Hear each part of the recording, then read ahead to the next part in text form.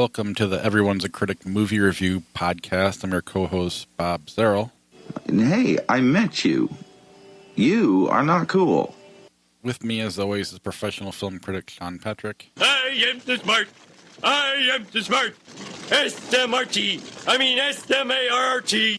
And Josh Adams. Stick around. Visit us at IHateCritics.net. We're also at everyone'sacriticpodcast.com on Facebook, Twitter, Instagram. Our Twitter and Instagram handle is CriticsPod.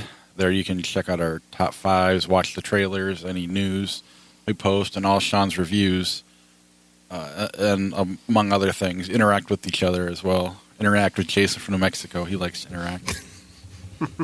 And Cousin Jeff.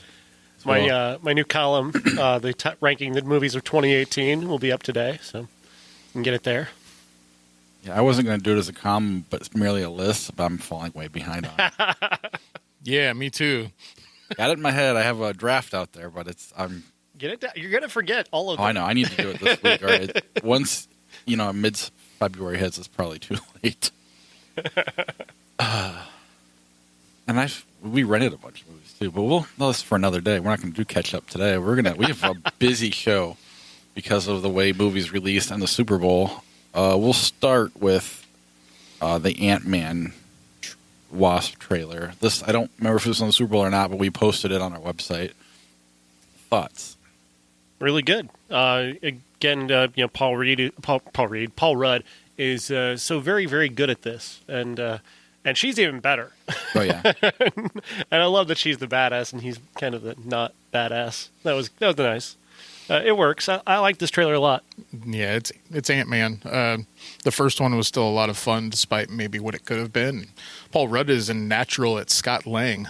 Those familiar with the current Ant-Man incarnation in the comic books, he's Paul Rudd, like incarnate. So it works very well, and the trailer itself here works well for me too.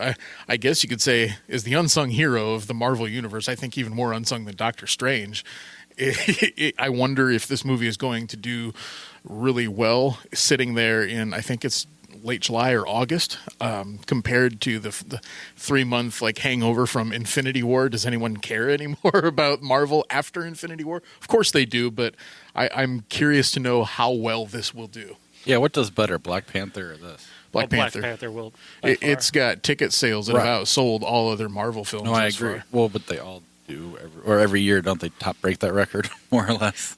I think it's an impressive feat. Oh, no, I think it's impressive, especially February but release. I really don't think that people were expecting Black Panther to be. They thought Black Panther would be around Doctor Strange levels and Ant-Man levels, and it's up around Iron Man Avengers levels. Right, hence the release date. Maybe they should have switched Ant-Man and Black Panther. But yeah, I guess I'm with you. I'm getting sick of these movies. This isn't anything new, but it's accomplished what they're going for sure. Speaking of movies we're sick of, let's go to the Super Bowl trailers. There was a new Quiet Place trailer that I saw on there. I don't know how new. It wasn't on the one in the theater. It was different than that. I liked it. I'm still excited about that one. Wasn't anything special to me, but I still love that the first trailer used Alien Covenant score. That tickles me, No one else cares but me. Okay, let's move on. Well, I didn't even. I mean, it was the first one had a pretty quiet. Well, yes, but once it does, though, Right. that's the Alien Covenant score, which that's I loved. what they Alien series on silence. Right. That's the audience. Aw, sad face. It was just a microphone in the audience while I watched the movie. Jurassic World. There's a new one for that. Again. Yeah, I really hated it. I really did. I was shocked how much I hated it. It's not good. This is not a good setup. No, my son liked it, but that's all that matters from this show, I suppose. Maybe that's what they're going for. A younger demographic doesn't understand that Jurassic Park can be good, but doesn't all they understand want to see are that dinosaurs. that this is a cliche, the evil corporation creating something they can't control. Never seen that before. Within this own world, 3 or 4 or 5 times. It really does resemble the Lost World in that there are people coming in from the outside to do something bad. Well, okay. Doesn't that sound familiar? The better Jurassic Park was the Jeff Goldblum Mazda commercial. Yes. That was much better than this. Yes. Yeah, I like the first trailer better. I feel like this one, once they started to kind of explain what it was, really started to go down the wrong path. But who knows? Maybe it'll be, summer fun. Will it be the best volcano movie ever made compared to Volcano and Dante's Peak? That's what I'm going to compare it to. You promise? Dante's Peak isn't bad, but Volcano. Well, no, really I know. They drove a car on lava, Josh. They drove a car on lava. You can't do that. I didn't say it was good. I said it wasn't bad. That's different. No, the lava, it was hot, I haven't seen molten it. lava. They drove on the it. tires were really No. impressive tires. I don't know. I've never seen the movie. There's a Goodyear commercial for you. With Jeff Goldblum. Skyscraper. That was, it's basically, it's Die Hard on one leg, isn't it? Something like that. I have a feeling it's going to be a bad year for The Rock. Why is that? Rampage and Skyscraper? Well, in terms of good movie. He'll make money because obviously Jumanji's already pushing $1 billion, but Rampage and this are going to be bad.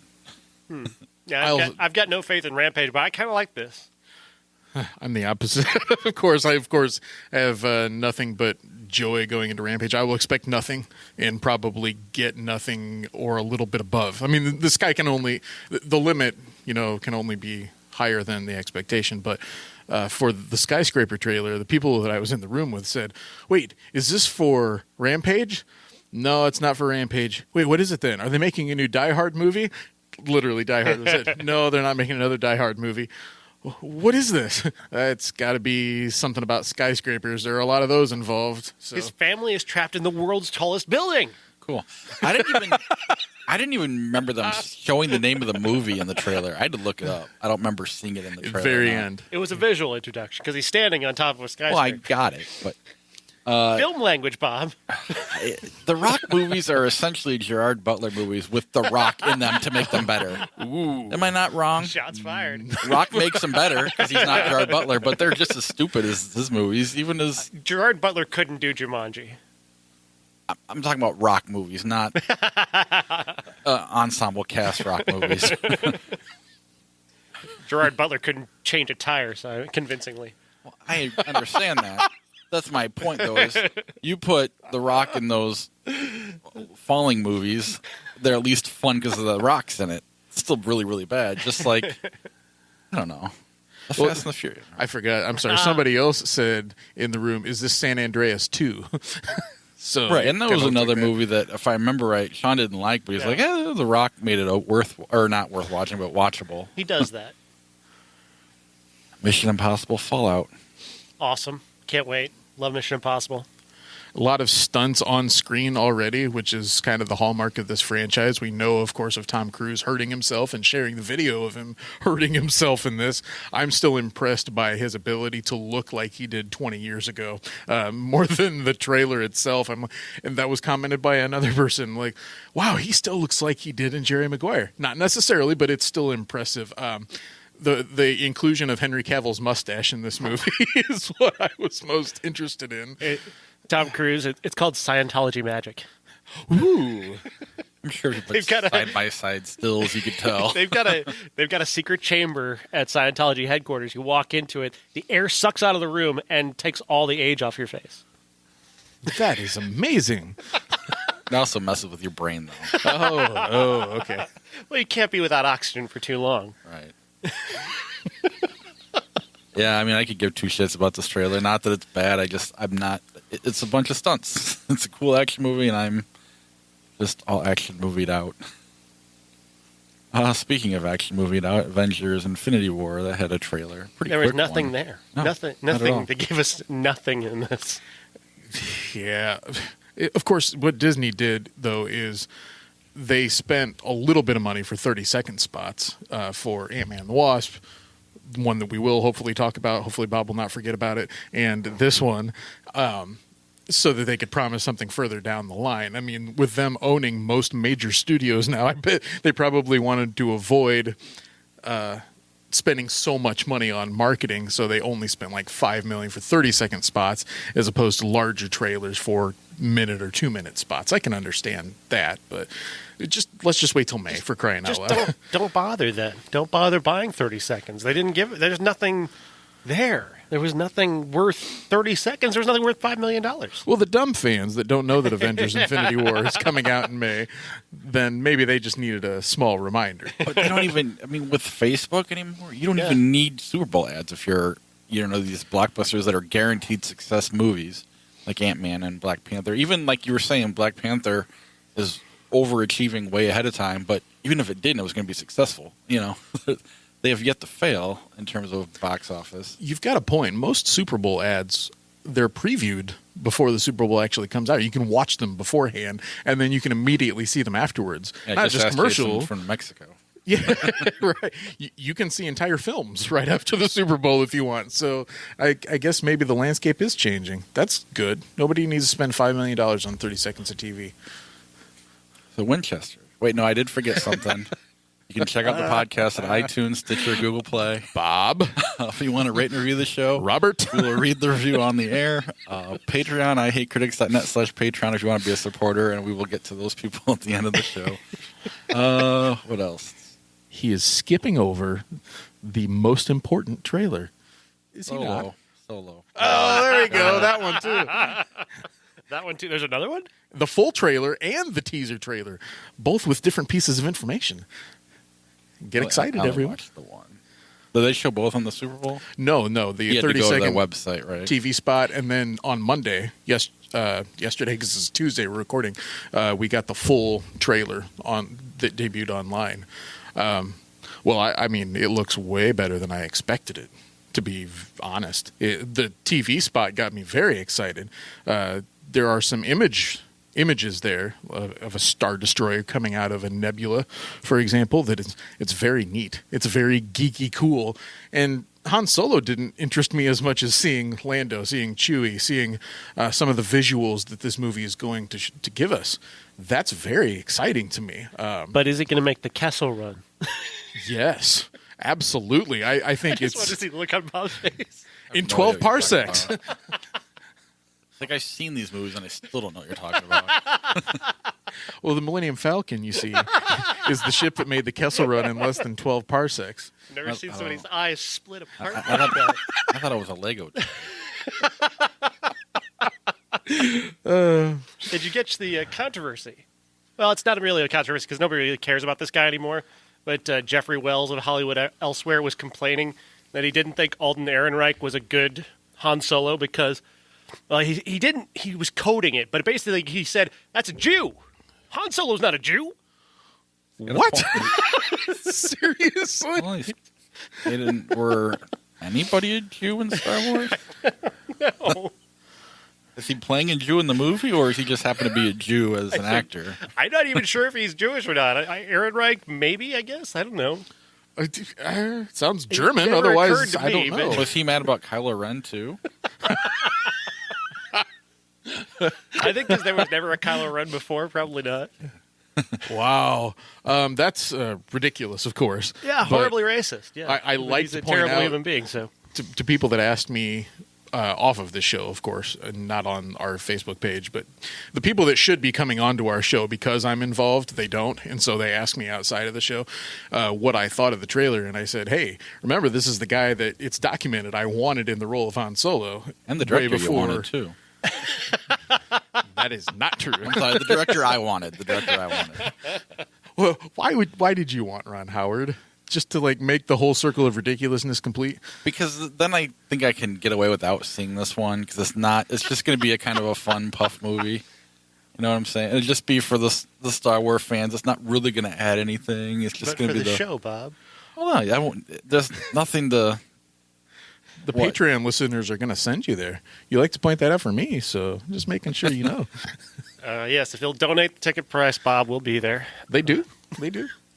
Well, no, I said I'm looking for new Patrons. Yeah, oh, yeah. Okay. Yeah, there you go. Or some charity thing. I don't know. I am. One last thing to say about the Solo trailer. I'm more excited about Donald Glover as Lando Calrissian because I like him so much, and I've been listening to a lot of his music over the past 4 or 5 months. And somebody told me he was on Community, and I've never really watched that, but apparently awesome. That's where you really start to like him as an actor, and he's a good comedian too. So he's just such a talented dude, and Lando is like a very unappreciated character in my particular Star Wars brain. Was there ever an explanation why they didn't invite Billy D. Williams back? Well, he's old and he hasn't taken care of himself. Okay. And Rian Johnson took to Twitter or whatnot and said we just couldn't fit him in. But the real explanation is that Billy D. hasn't taken care of himself. He's a little older than, of course, Hamill and Carrie Fisher, and I believe even older than Harrison Ford. Oh, okay. Oh, he's that old? Wow. Harrison Ford is old. Sure. And I don't know. Han Solo's dead. You can get over it now. Spoiler alert. And he still has to see a Han Solo movie. Well, not necessarily. Patreon.com/ something or other. I feel good now, Bob. Move on. Winchester. Winchester, the house that ghosts built. Yeah, on IMDb, it didn't say that anymore. So I'm just calling it Winchester. Starring Helen Mirren as Sarah Winchester, who was a real person, who really did build a house in California that was under constant 24-hour construction for 38 consecutive years. They built over rooms. They built rooms on top of rooms. They broke down a room and put up a new room in its place over and over and over again based off of notions that she just kind of had and would just kind of randomly throw at them, even though she wasn't even living in the house. She was like, she lived there occasionally, but not all the time.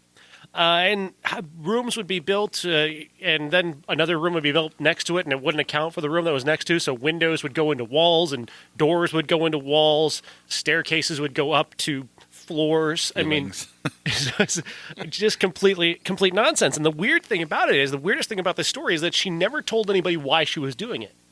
There's a lot of speculation.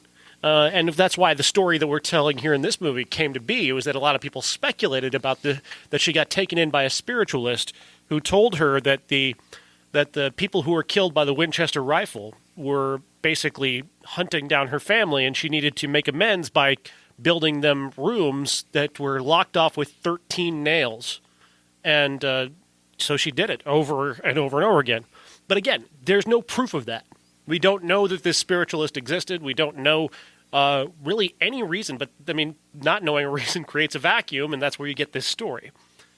So basically, that's the story picks up with Jason Clarke being assigned to be her psychiatrist. He's got to go to the house and assess her to decide whether or not she's fit to actually be the head of the Winchester Rifle Company. Helen Mirren is playing her, and basically from there, I mean, it's just a series of typical jump scares. There's nothing surprising. There's nothing new. They just cobble together a bunch of horror movie cliches, and they get nothing new. And the weird thing is, they didn't even build a house in this movie that's as elaborate as the real one. Like, it's got a couple of the touches of the real one, but the real one's even weirder than the one they put in the movie. Like, that's your star right there, is this ridiculous house. But they just don't. Instead, they go with every horror cliche you can imagine. So Jason Clarke has a haunted backstory, and they've got a little possessed boy and a ghost. You've got a ghost who, again, like all ghosts in movies, is just completely inept. He can't kill an old woman and he can't kill a little boy, but he can drop an entire house if he wants to. It doesn't make any sense. Then they've got this thing about the 13 nails in the door to keep the ghosts in the room, except the ghosts can push the nails out of the door. So, yeah, you screws. And make sure you're getting into what is it called? Oh man, a stud. Stud, yeah. Gotta make sure you're not Big in the John drywall. stud. Not in the drywall. Pull right out. So yeah, the ghosts can just push the nails out. So their 13 nails mean nothing. It's just pointless. But the whole movie is pointless, and I'm told the Spielberg brothers are kind of becoming a big deal, but they didn't show me anything in this. I was not impressed with anything that they did here. This is just another ghost story with all the ghost cliches you can imagine. They are the ones that directed Jigsaw, which was a piece of garbage, and we all have to agree on that one. They screwed up one of my favorite horror franchises. I got that against them as well. Yeah, there's a decent idea here. I'm thinking like the Babadook. If you kind of spend more time on her Yeah. and what mentally is going on to make her feel this way, and leave the ghost behind, maybe play with it, but make it more about her and what she's dealing with. And then if you want to throw in the company part too, you would have to spend less money and you'd make less money, but you didn't make shit anyway. You made $10 million. So I think there's a good movie here if you are willing to, not spend as much money and try to, focus more on the art side of it than the typical cliche horror movie. Just a lot of wasted potential. A lot of the really interesting idea that they just execute with all the, it's cynicism is what it is. We go with basically what audiences, are used to. Give them jump scares and little kids being possessed by ghosts and ghosts that can't kill old ladies or children but can drop a house. That's what people want. And it's familiar, it's easy, and we can make it for $10 million and we can make $15 million. So, would you say that the ghosts really raised the roof on that? They dropped it. Yeah. So I feel like cliche and hating old people is going to be a running theme in this podcast. Put your top 5. Who's your top 5? Top 5 this week is Helen Mirren movies, which I don't have pulled up on my computer. So I got do Instagram? have Instagram up. Steve chimed in just a few hours ago and got his in. Luckily, we recorded on Tuesday, so we could include his. His includes number 5, The Long Good Friday. Number 4, Fast and Furious 8. Number 3, The Queen. 2, Eye in the Sky, which I completely forgotten about. And number 1, Red or Red 2, and a special mention for Prime Suspect, in which she is phenomenal. All right, we have, see here, going blind. That's Josh Adams. We'll go to Cousin Jeff. The Cook, The Thief, His Wife and Her Lover. The Debt, Excalibur, The Queen, Hitchcock. Oh, that was Cousin Jeff. I said that or not. Charlie Messing. Top 5 movies Helen Mirren just happened to be in. Excalibur. Movie sucked, but I loved it as a kid. The Mosquito Closet. Forgot she was the mom. State of Play. I think I like that movie. The Debt. Not just because it's on everyone else's list, but mostly, yes, that's the reason why. And then Trumbo. Jason from New Mexico.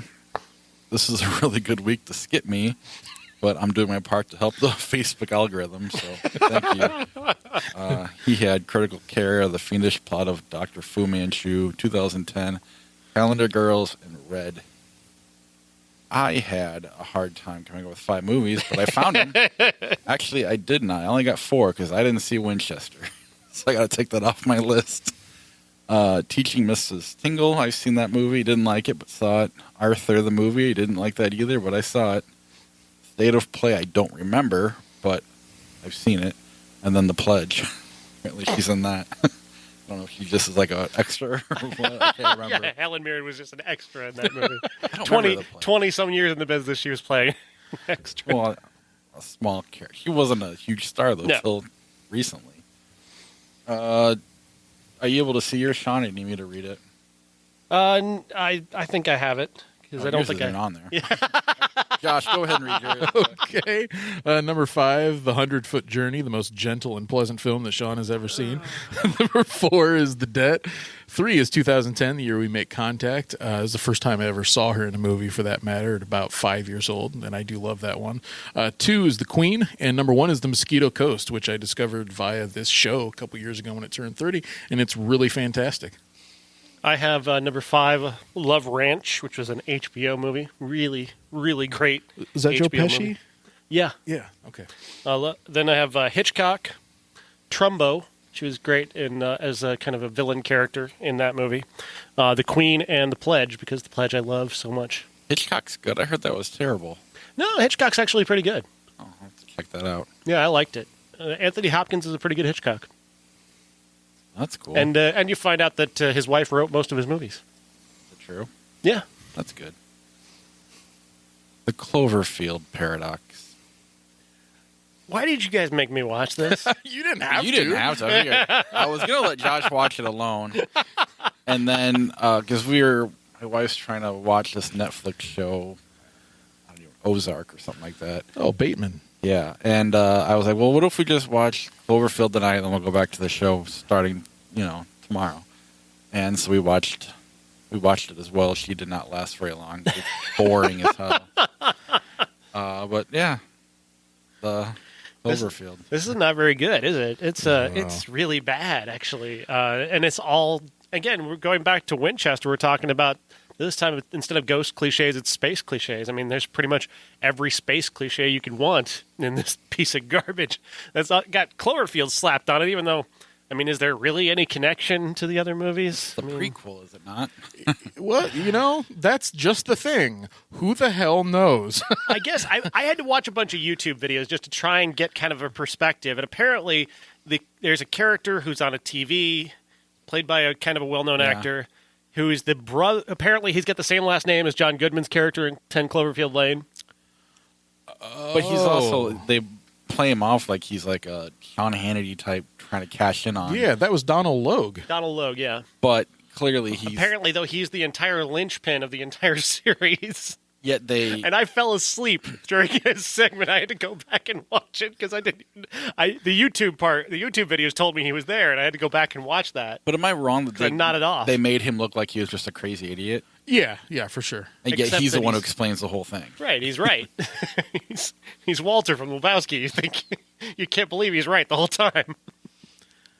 And if that's the case, boy, what a bummer. I mean, the whole thing behind Cloverfield as an idea is, well, how in the world did this happen? And if the Cloverfield Paradox, originally titled God Particle, which is a much better title, I might add. Not going to change the movie. Not going to change the movie, no.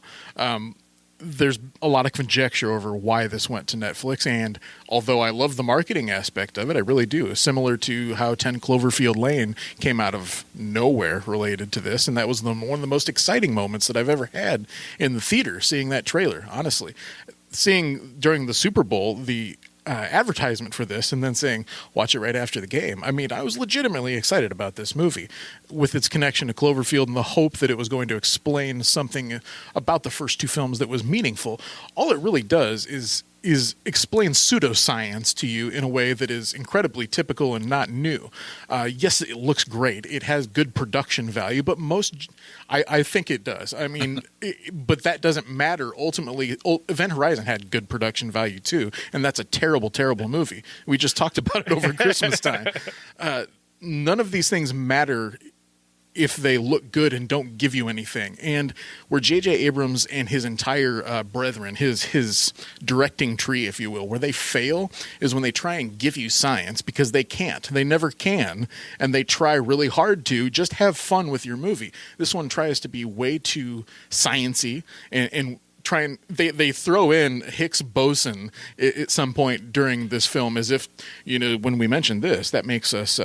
very serious. You should take us seriously now. And also, we have really good actors in here. So when they give you the same crap that another character does in another movie, like Jason Isaacs in Event Horizon says the same line that David Oyelowo would say in this one, that we're supposed to take him more seriously. No, it's all shit. And I hate to say that because of the fact that I was so excited about it. At the end, not having to spoil anything, because you've watched an hour and 39 minutes of something that's unintelligible, to get to the point where there's a connection to the Cloverfield movies, that's where you really get it. And then the film ends and you have still no idea why that happened. I spent 45 minutes talking about this movie afterwards, and I still don't understand what the point is. Yeah, I don't know either. I mean, I guess there was some people saying that that at the end of Cloverfield, when you're watching the footage at the end of them at the amusement park, you see the thing falling into the grid. That's supposed to be perhaps the space capsule, because they've gone back in time, apparently. I don't know. On Twitter this morning, I said this movie was Event Horizon mixed with that episode of Family Guy where Stewie and Brian are in the time machine. Multiverse, yeah. Well, I'm wondering, did they go back in time though, or did they create the monster? That's kind of the impression I got, was that stupid energy thing they were doing actually created the monster. Well, except that we already know from the first movie that this Chinese company was drilling in the ocean, and they unearth the monster. But because they put it there. That's kind of the way that made it. Maybe. Possibly. I mean, that would go along with the fact that these movies mirror the entire idea of Godzilla. And J.J. Abrams wanted to make a Godzilla movie without getting the rights to Godzilla. And then once he decided to make up his own idea, he handed it off to his directing tree, and Matt Reeves took care of a pretty good first movie that I still like. The second film, the way that they connect it to Cloverfield, I still don't think that was ever a Cloverfield movie. I don't think either one of these were. No. The fact that they did, though, it was in such a way that was awesome, and it doubled down on the struggles that Mary Elizabeth Winstead's character had to go through. Those two films are great compared to this one. Well, if you want to get really upset, there's actually apparently now there is a very strong theory that all J.J. Abrams productions can be brought into the same universe, including Star Trek, Barf. via What about Star Wars? via a drink called Slusho, which has appeared in everything that he's done. So now the theory goes that they must all be related. Plus, there's this company, also this Japanese company or Chinese company that, like I mentioned before, they were the ones who were in the ocean. They make Slusho from this thing that they were getting off the bottom of the ocean. They unleashed the monster. They were also in Lost, which is also the Lost logo the logo of the bad guys in Lost is also featured in this movie. Okay. When the first Cloverfield came out and we saw that trailer and it just showed us the date that it was coming out and not a title, I was convinced that was a movie based on Lost. That we were going to eventually get, something related to why the smoke monster was the smoke monster. And we're not going to get into that mythology, of course. That's way too much. Not but yet. Not yet. But if there... Unless they at make some him stop point, making movies. But he's got to deliver a little bit. And there's a fourth film coming out in August in this series that is set in World War II that has to do with Cloverfield. That was confirmed in the past couple of weeks. Okay, he's not directing that one yet, though? What's that? Has it been made, or are they in the middle of pre-production? Oh, it's in the middle of post-production at this point to be released in August. That was stupid. Because I think the Netflix thing, I don't think that was the plan all along. I think they realized they made a shit movie. They weren't going to make their money back, so they sold it to Netflix and got the gimmick to watch it. Paramount had originally planned on releasing it in March, and then they dropped it. And Abrams' Bad Robot Company is sitting there saying, well, how do we figure this out? When Netflix steps up to the challenge. I mean, it's a $40 million movie. I don't know how much Netflix paid for it, but I don't know how Netflix makes money either in the way that they make TV shows and original films and whatnot. How were they able to cover a $40 million production cost as well as marketing? I think it was the best possible way to get it into the minds of people. We're certainly talking about it. People at my party were talking about it as well. That's great. But man, just have a product. Well, yeah, people were going to watch it because people who weren't going to go to the theater watched it. And that was what was genius about the business side of it. But yeah, it was, I don't know. And back to Cloverfield Lane, while it's neat, if you didn't link them, it's still as good a movie, if not better. Sure. Almost worse because it's a Cloverfield movie. You know what I'm saying? Like if you just had, because you still have the monster in the end, it would just be better if you had no history with it and you can't connect it to anything and then it's its own thing. But either way, that was the best of the series by far so far. It would be really disappointing if J.J. Abrams stuff is all connected because he's been doing this now for over a decade. Just give us an answer already. Well, they're all it's all a multiverse though, so they're all in different universes. All these characters. Oh, and they're crashing together now because of the God particle. Yes. Which, interestingly enough, people actually thought that the Large Hadron Collider was going to end the world. Why didn't it, man? I mean, come on. At this point, let him succeed. That way, we'll stop getting more Cloverfield films. I believe those are the same people who believe the Earth is flat, but I'm not sure. Oh, no. Tarantino's movies are all connected, aren't they? The Phantom Thread. Speaking of connected, all his movies are connected too. Sure. I'm just, The Phantom Thread is Daniel Day-Lewis playing an obsessive genius fashion designer named Reynolds Woodcock, who's a character that only Daniel Day-Lewis could play. He's the only one who could play a guy named Reynolds Woodcock, clearly. Seriously. He's a super genius, and he's difficult, impossible to live with, impossible for many people to deal with, and he doesn't like handling things himself. He's got his sister, Cyril, played by Lieve Manville, who takes care of everything for him, and he just does his thing. And finally falls in love with a waitress played by Vicky Krieps, who is a relatively new actress. I'd not seen her in anything before this that I'm aware of. And he finds that she may actually be his equal in many ways, even though she's not necessarily like him. She's not obsessed like him. She sort of develops a similar obsession to his as they go along. And really, it's a study of these two very unique characters and incredible production design, and arguably the best score I've ever heard from Johnny Greenwood. It's this entirely beautiful piano score that is just, it's incredible. I could listen to that score without even watching the movie. That's how amazing that score is. I'd almost rather listen to the score with the movie not on. I loved this movie a lot. I thought it looked great. I thought Daniel Day-Lewis was fascinating, and Vicky Krieps just his absolute equal. And I was just mesmerized by these two characters and where they were going, and especially by the place where they were. This incredibly beautiful production that Paul Thomas Anderson put together. You see it, Josh? I had some things that took place this weekend that didn't quite make it to the theater. What was that? The Super Bowl. It was Groundhog Day, so Yeah, you that's know. true. I saw it, and I agree with everything Sean said, but I hate these two characters with a passion. Like, they're horrible people. He's a genius because he says he's a genius, not because he's a genius. I mean, let's start right there. He's not really a genius. He's just a fat, Anybody who can get people to pay thousands of dollars for the garbage he was turning out, I think, must be some kind of genius. By that logic, Donald Trump is a genius because he got a bunch of people to vote for him. I would say he's a super genius. But I guess I sat there and I'm just like, I can't stand either one of these characters. They're horrible, horrible people.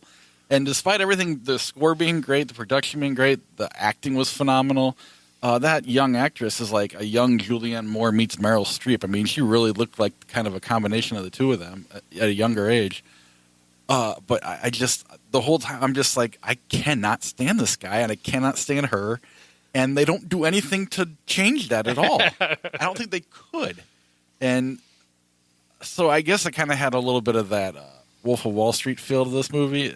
Everything Sean said is absolutely true. I just could not. It was like when Sean describes a serial killer movie where, why would anybody watch this? That's kind of where I'm at with this. These characters are so annoying and so evil and horrible that it's like, why would anybody want to see them? This is great. I didn't go to the theater, but he's still doing my review. Because I usually get all wrapped up in how the characters are, and if I don't like them, I have a hard time getting behind the movie. So, of course, this is your own review, but the point is that I feel like I would have said the same thing and only focused on that. I might have liked it a little bit more for prestige factor, and with P.T. Anderson directing it, therefore, I'm going to give him all of the benefit of the doubt. And it's weird because, like, Martin Scorsese did The Wolf of Wall Street, and I like him way better than I like PTA. And those characters, when you hate someone that much, like, I'd rather watch a serial killer do great, horrible, horrible things than these rich people. I hate rich people, I guess. And so that's a good name for the podcast. But yeah, it was literally misery, despite everything else that's so great about this movie. Because everything Sean said's true. It's a character study of these evil, evil people. I liked the way that they mirrored each other in the strangest possible ways and unexpected ways. And I loved the way she develops. You think she's just kind of mousy and nothing, and then she's really something so much more than that. And that's kind of the whole point of the movie. If there is a story, it's her. It's her story, not Definitely. his. And that's I found that to be fascinating, and that's why I love this movie. And even the kind of the quirky, fascinating ending to it, like, it works, but at the same time, we're just sitting there like, I don't care because I fucking hate him. But again, it's one of those. I guess Nightcrawler is another one that I didn't like as much as everybody else because I just didn't like the characters because I just thought they were shitty. And sometimes you have those movies, and this was one of those for me. But everything Sean said is absolutely true. I hate the characters so much. And in a way, you're kind of supposed to. I'm not, they're not hiding the fact that they're bad people. Any other thoughts on Phantom Thread? Not really. Do go see it though, Josh. I highly recommend it. I absolutely will see it. I tend to see all P.T. Anderson movies. The first one since, The Master, that I haven't seen in the theater.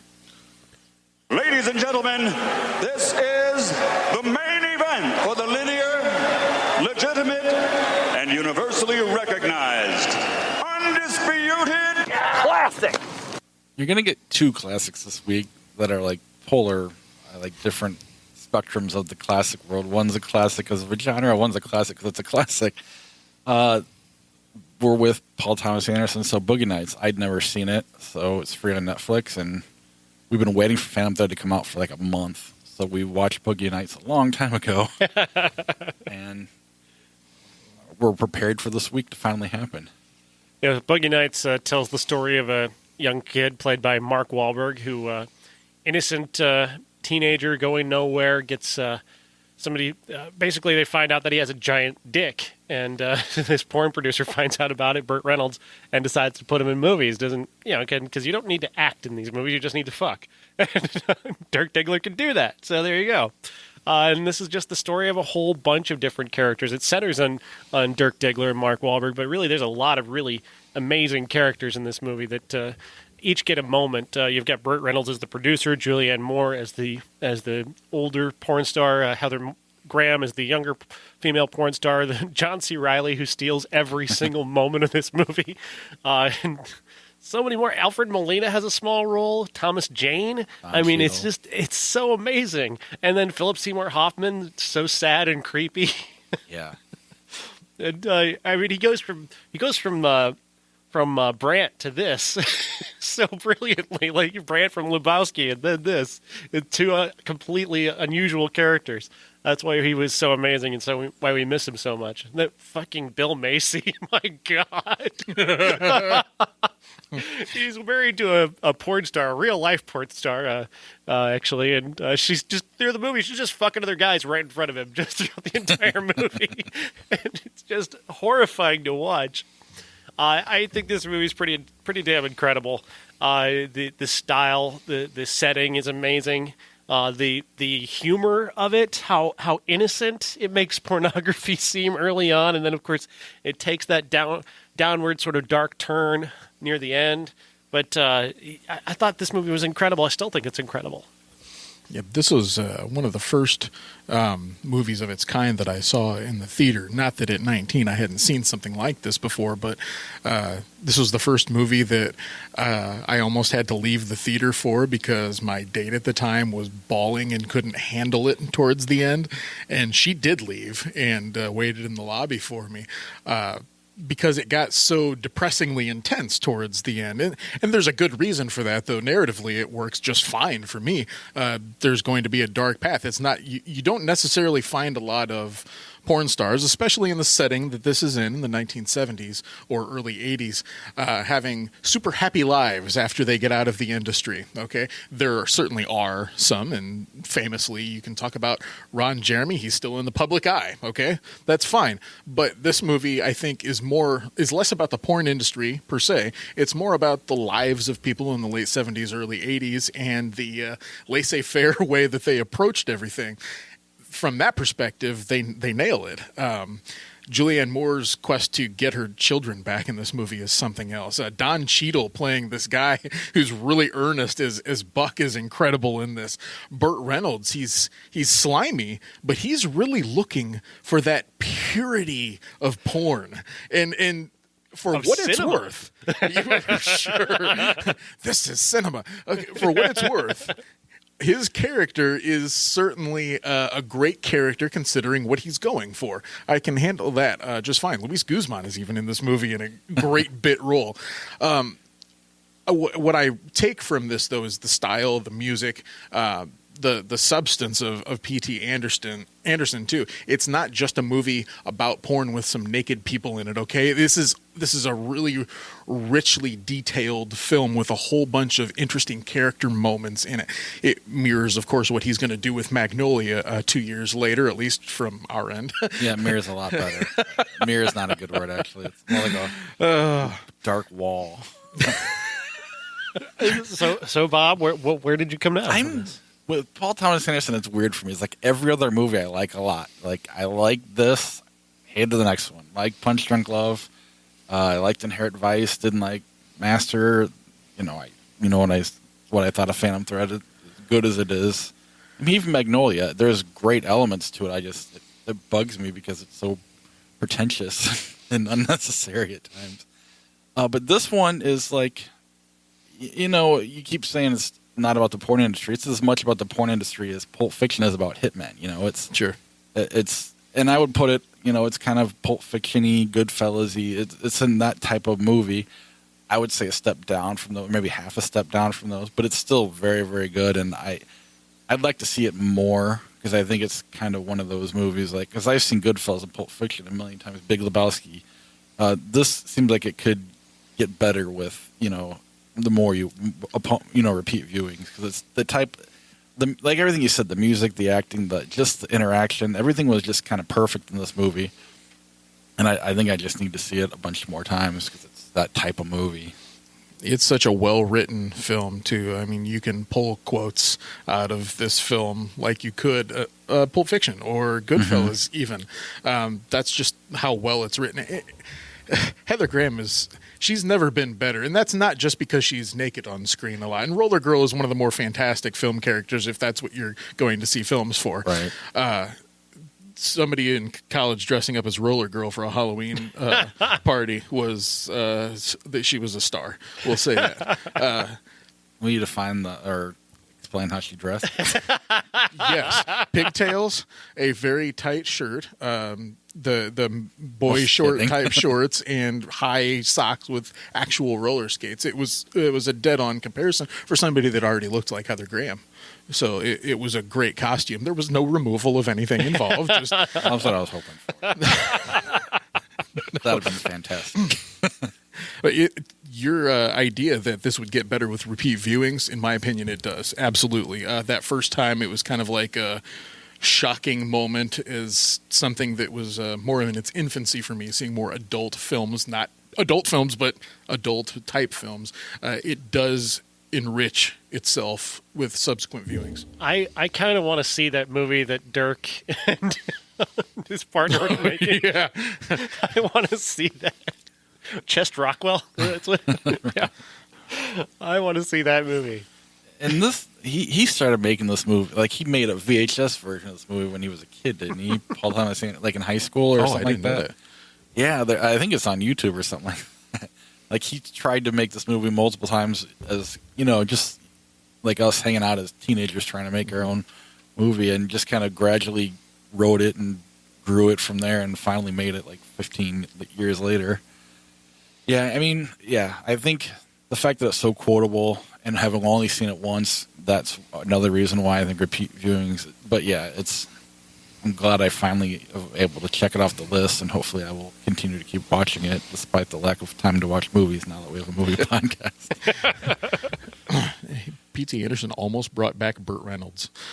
Almost. Well, he brought back Burt Reynolds. I mean, when did Striptease come out? Right after this? Ugh. No, it was before. Oh, so that guy brought back Burt Reynolds. Oh, yeah, right. Well, I mean, in a way that Tarantino brought back like Robert Forster or even Travolta to an extent. I mean, Travolta was, Pulp Fiction was the peak, and then it was, yes, he's hung around, but I don't know. And then Last House on the Left. And the reason this was going to be a classic is in '88, The Serpent and the Rainbow came out, so we had to have a backup classic, and at the time only 2 new movies were coming out. We didn't know this Cloverfield thing was going to happen, so we had plenty of time, so we decided to revisit Last House on the Left. And I get it, kind of, why this movie is memorable, because gore has gone out of fashion for the most part. real, like, great classic Realistic gore. yeah. Realistic gore especially has gone out of fashion. And so when you have a movie where there's people disemboweling a teenage girl, that still stands out as something shocking. That said, watching this movie again, I just couldn't get into it anymore. It just didn't do anything for me. I'm so jaded and so just so far away. And this movie doesn't age well that I kept thinking, like, late in the movie when as this happens, there are 4 killers who kidnap these 2 girls who are in the wrong side of town looking for pot. They take them into the woods, they murder them, and they end up accidentally staying the night at one of the girls' parents' house. And the parents then go all Home Alone on them. And I couldn't stop in my head making Home Alone jokes about what the dad was doing, setting up all these traps to kill these people after they figured out that they'd killed his daughter. I couldn't think. I just kept thinking of Daniel Stern and Joe Pesci, and it took me out of the movie. That's not the movie's fault. It's just it's pop culture has not done well for this movie. It's taken away from its strengths. Let's say I find the aesthetic charming, especially near the end. The perspective shots of the father with the chainsaw going after Krug. I found that charming. The police officers, I don't mind it. A lot of people find that irritating. The thing I found irritating and off-putting was the silly song about the killers. There's this, for some reason, he's concluded this like bluegrass tune that celebrates these killers. And what? I don't understand what this is about. Why is this in the movie? It's just it totally kills the atmosphere for me. Yeah, I don't know. I guess I liked the fact that the music was kind of opposite of what was going on screen. Not necessarily that song, but the score. Mm-hmm. All through the movie, yeah. It's tonally strange. And I just thought that was neat. And then, for me, I'm reading up on it. It costs $80,000 to make. These guys are indie people. They're not Wes Craven and Sean Cunningham yet. They have, so it's kind of a Clerksy type story, only 2 decades earlier. But in their backyard and the woods house, they're putting like condoms and jelly together to make intestines and neat. I don't know. It just, that aspect of it, I thought was really, really well done. Then there's like really bad acting at the beginning, bad acting here and there throughout. But then you got these really intense scenes that are more intense than anything that really happens today. I mean, there was some of those scenes for an exploitation film, it's not like over the top, cheesy like most. The other thing I was doing during this movie was comparing it to Texas Chainsaw Massacre, because that's a film. It's a movie that gets compared to often, and that movie is so much better at everything that Last House on the Left wants to do. It's so much more intense. Oh yeah, and it's meaningful. This one actually, Texas Chainsaw Massacre actually has a much deeper meaning to it. Everything in that movie is intentional, and it's better shot. And I will say this, and I don't know if it's a controversial statement or not, I think Tobe Hooper's a better director than Wes Craven. Oh, I don't think that's controversial at all. I would agree with you 100% on that. I mean, what's the peak of Wes Craven's filmmaking? And that's below Texas Chainsaw Massacre. It's Absolutely. Below Poltergeist, whatever you might want to include in that. I wouldn't say it's below Poltergeist. I would kind of put it above Poltergeist, but yeah. Coming to this one, I guess you could say I'm a little disappointed that it wasn't as intense as I thought it was going to be. Expectation, of course, delivers disappointing results sometimes. That being the case, comparing this to Cannibal Holocaust, something along those lines of intensity level, it doesn't come close. Absolutely. Cannibal Holocaust, I would put Cannibal Holocaust above this for sure. For sure. And it's not the bad acting that took me out of that. I expected that, of course. It's not the homemade effects or anything like that took me out of it. It's the tone. It's that music. I'm glad that you brought it up. Why are you putting Harry Nilsson tunes in a horror film? And comparing it to Texas Chainsaw Massacre matters because of the way that it's shot. It seems like more of a homemade film. And that being the case, you can still accomplish what you need to without having to put in that goofiness. It just seems goofy, and I understand that the strange can work for somebody and make you a little more off-put. The characters themselves, though, were making me just as off-put as I needed to be. And in fact, to the point where it was so strange, they were almost less convincing as psychopaths. You know what I'm saying? And they're not good actors, so that makes a lot of sense. You hit upon something there that kind of struck me when I was thinking about the tone and the music. It strikes me as kind of pretentious and arty, actually. On the part of Wes Craven, like, we don't care about what's actually happening here. We're going to have this jaunty, funny score and these two buffoonish cops and, this comedy that's going around all this intensity because we're so distant from what's happening. We're trying to distance ourselves further from the actual horror that's happening. And it is kind of arty and pretentious.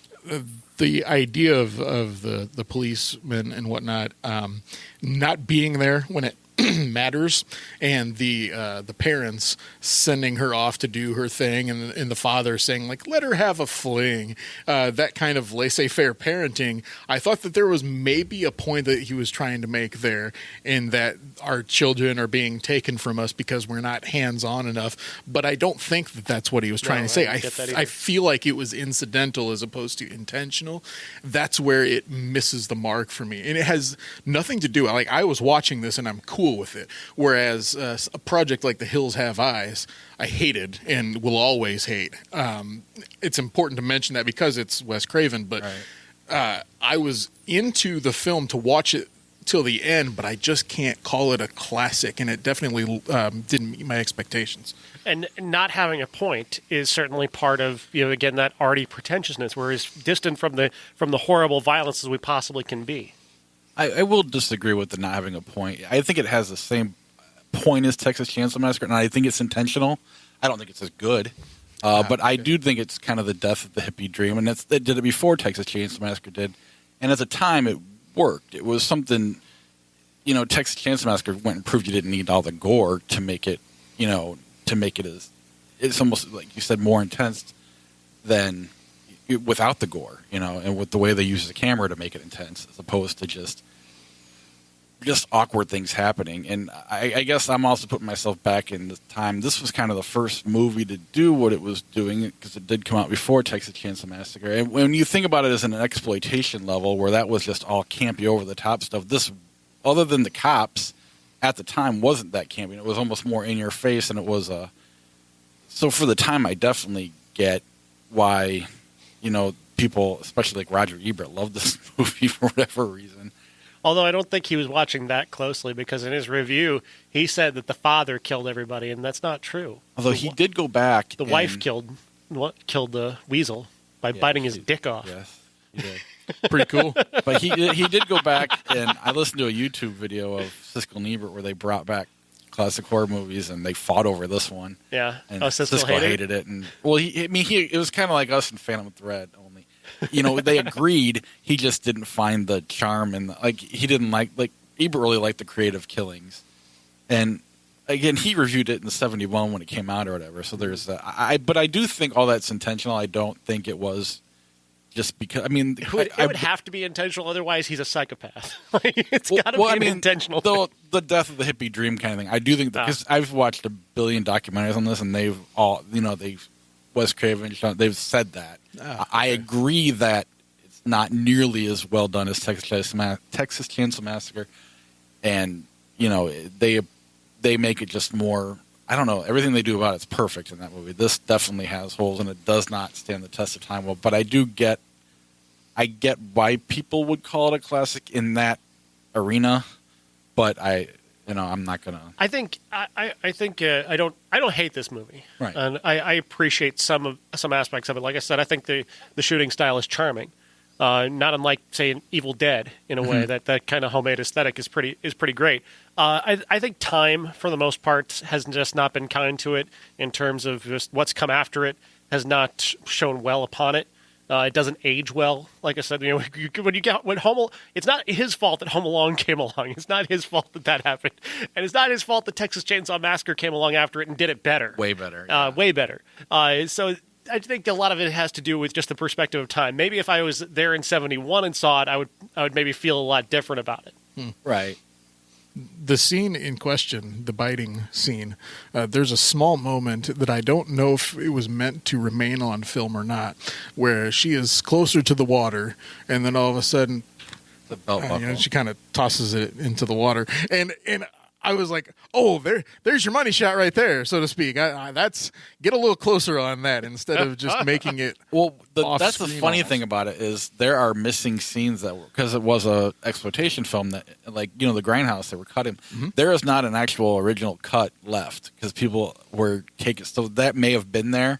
It was, you know, someone had taken a cut out. There was more nudity in it that was cut out just from, you know, people having. So there's just not. The original scenes weren't all available when the DVD finally came out, so that could be why that was there as well. But yeah. I'm curious, could you survive having your dick bitten off? Let's ask a bobbit. Well, you had it cut. That's I guess true. I guess that would be the same. I don't know. Yeah, I mean, I'd imagine It's you could. traumatic. But if you're stuck in the middle of the woods and you're bleeding, Right, but he doesn't come back in the house or anything. He's basically left out there dead. I don't know. This is a was weird question. old. I don't know why I thought of that. yeah, But and again, history. John Wayne Bobbitt comes along. right ruins that whole thing. Too. It is a loose remake of an. Virgin Spring, Yeah. Ingmar Bergman. Very loose. And then Chaos is a remake of that was not possibly the worst movie ever made. Do not go see Chaos. I'd rather you watch the remake than Chaos. God. Would you agree, though? You've seen Chaos, haven't you? Yeah, it's horrible. It is awful. Horrible. Yeah. Gross, but awful. Number 18 in 1988. Squeezed and pulled and hurt my neck in 1988. Squeezed and pulled and hurt your neck in 1988. 1988. Serpent in the Rainbow is the first one we'll have to discuss. It's a Wes Craven film based off of a nonfiction work of anthropologist Wade Davis, not the current Rockies closer Wade Davis, but back in the 80s, it was a seminal work of anthropology. I've actually had to read The Serpent in the Rainbow for an anthropology class. You must way really back hate this when. movie. Well, I didn't like the book either because it's boring. It's not written in a style that made me want to know more about the culture. But Which Bill is Pullman- insane. Isn't that insane? It's completely bonkers. It has nothing to do with the book other than the setting and the culture behind voodoo and zombies, so to speak. Bill Pullman is in this, is the guy that basically is playing Wade Davis and investigating this culture. It's just not well made. There's nothing scary about it. For all of the pomp and circumstance behind the film coming out, "Don't bury me, I'm not dead." It was one of the cool taglines of the 80s, and that poster is really intense. Then you get to the film, and it's all over the place. It doesn't know whether to be a horror film. It doesn't know if it's going to be introducing us to voodoo culture and black magic or not. It's bonkers in a way where you can't follow it. And then you know that it's directed by Wes Craven, so you're expecting at least a jump scare here or there, and that really never comes. So at least for me, it didn't. So did I bother to watch it again this week? No, but I remember it for being so mediocre. Yeah. I found it boring. I mean, kind of the way you described it. I haven't read the book, and you say it's nothing like the book, but other than the boring factor, I just, he's got these landmark movies, and I use that term, Wes Craven landmark. You know, Hills Have Eyes, Nightmare on Elm Street, Last House on the Left, Scream. Some people love those, some people hate them. Like I get it, and I kind of thought this was supposed to be one of those movies when I saw it. And I don't know anybody that likes it. There's a couple of celebrities that I've heard reference it before, but other than that, I don't get why anybody would like this movie.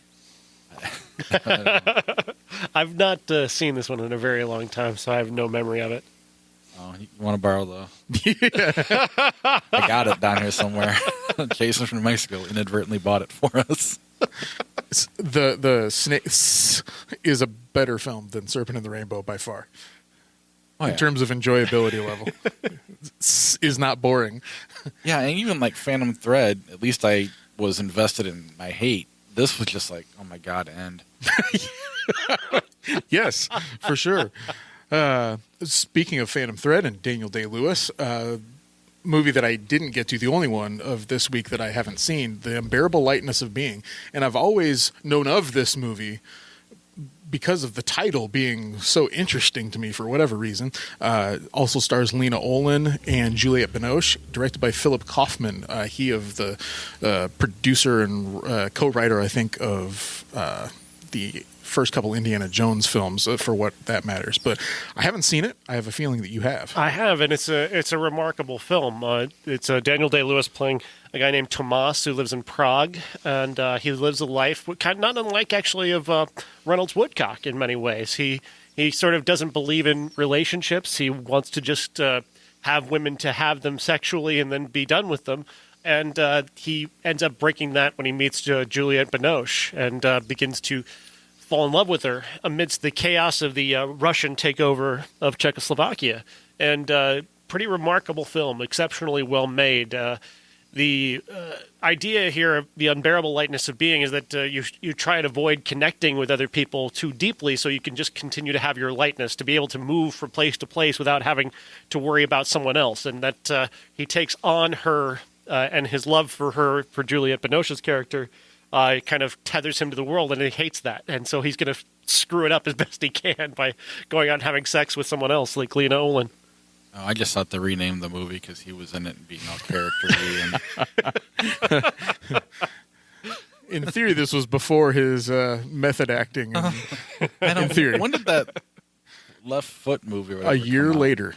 Yeah, because from what I understand on that one, he was annoying as fuck. Making people pick him up and carry him around. Yeah, at least that's what I've heard. That's the rumor. We'll talk about that next year. But also in '88, John Hughes film called She's Having a Baby. It's to me, this is charming, and that's why I wanted to talk about it last, and has held some real deep feelings in me for such a long time, even since I think 1989, when I saw it on cable or whatnot when it came out. Kevin Bacon and Elizabeth McGovern are the leads in this movie, and Alec Baldwin is a supporting actor in this. It is not a great film by any means, and in terms of the John Hughes lore, if you're a fan of his, I think that you admit that it's in the lower tier of John Hughes. But there's a certain charm to these two yuppies growing up together as they're already married and trying to figure out life after marriage, which is not the way that you're supposed to do it, so to speak, okay? But Elizabeth McGovern is so radiant in this movie. I've always been a fan of hers. She hasn't been in a whole lot, to be honest. And Kevin Bacon is such a dunce, even though he's supposed to be this really brilliant writer, that it's got some charm to it. There's a scene in which she's giving birth, and the film all of a sudden turns on its head, and it's very serious because you're not sure that... I won't spoil it, but you're not sure whether she's going to survive the birth process. And having had a child and having been in the room, I'm not delivering a child myself, but being in the room when this happens, all I could think about in that moment was the seriousness of this movie.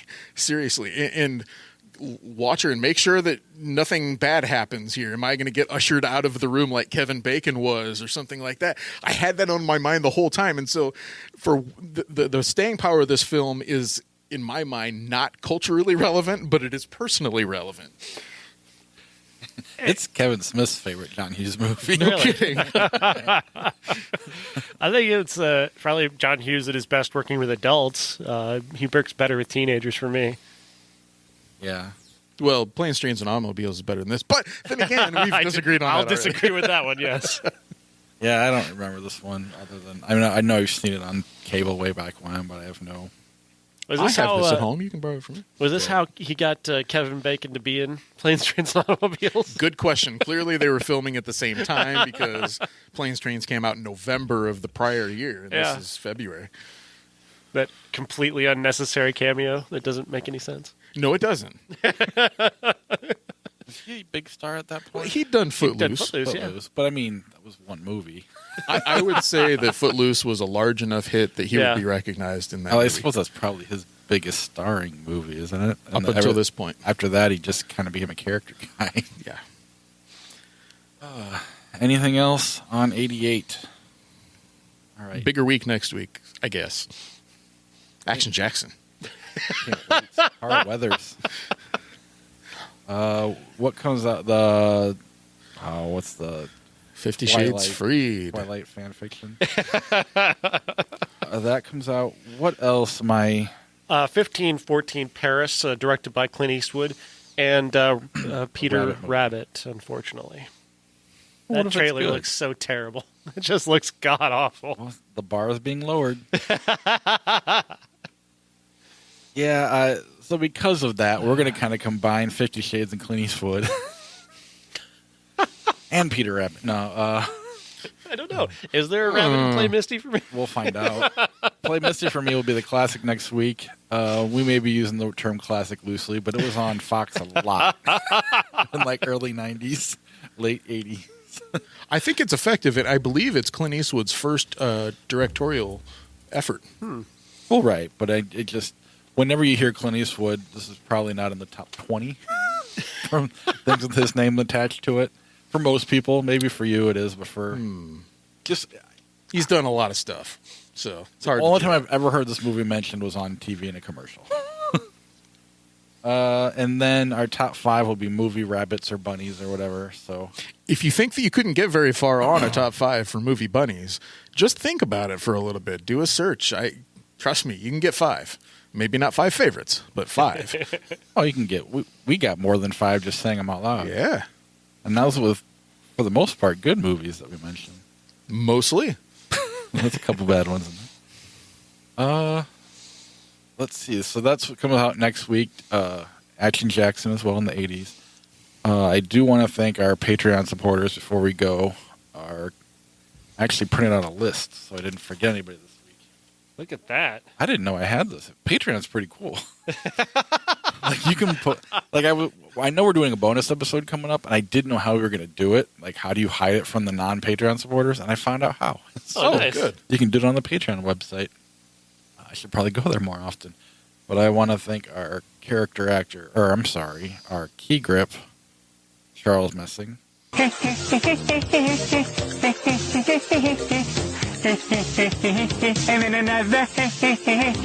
And that was actually Josh who went into the studio and re-recorded all that. Well, thank you. Our character actors, Josh and Christina. I think this is the beginning of a beautiful friendship. Our special effects person, Corey. May the Force be with you. Oh, man. Jason from New Mexico sent me a new clip to use, and I didn't make it. But we will be doing... Can I reenact it? Sure. What is it? I think it's from a movie we haven't seen. I didn't look at it. Oh, okay. But for now, we'll use the associate producer, the old one, and then we'll change it next week if I remember. What? This is crazy. You want me to hit you? That's right. What, like in the face? Surprise me. He should take his donation away for that. I'm sorry. And then our movie stars, Dave Severs and Uncle Jeff. I want the truth! You can't handle the truth! If you want a credit on the show and random merch and access to our bonus monthly podcasts, which we will be doing in the next week or two, including we're going to watch, what's the movie called? Strangler something? The Greasy Strangler. The Greasy Strangler. Man, I'm going to make him not donate anything ever again. 'Cause of how bad it is. And he even said if we wanted to put it on the regular show, go ahead, because he thinks it might help with downloads, because it's got some weird following, but we'll see. Whoa, cool. Apparently, he said... Does it have a cinematic universe? He said think of... He told me to think of The Room while we're watching it. Okay. So, but you don't have to watch it with a group, which is kind of scary, because The Room you really do. True. Very true. But yeah, if you want to get a credit on the show, ihatecritics.net/Patreon is the best way to do it. Or you can look us up on Patreon. I need to find that address out. It's not I Hate Critics. But Yeah, that's the best way to help out the show. Otherwise, you can go to iTunes and subscribe to the show, rate and review the show. We'll read your review on the air.